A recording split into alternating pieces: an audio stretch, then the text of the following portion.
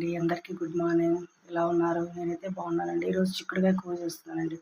శనగిత్తనాలు, లవంగాలు, చెక్క, అల్లము, కొత్తిమీర, పచ్చిమిర్చి, వంకాయలు, టమోటాలు, చిక్కుడుకాయలండి.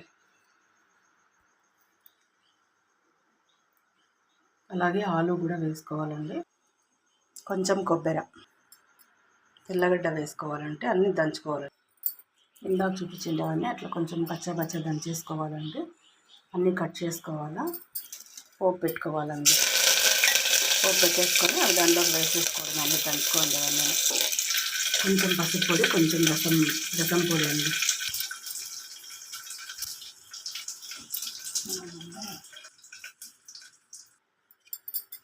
ఇదండి, అంత లూజ్గా లేకుండా అంత చిక్కగా లేకోకుండా అట్లా చేసేసుకొని తరువాత వేసుకొని ఉప్పు వేసుకొని కుక్కర్ పెట్టేసుకోవడమేనండి.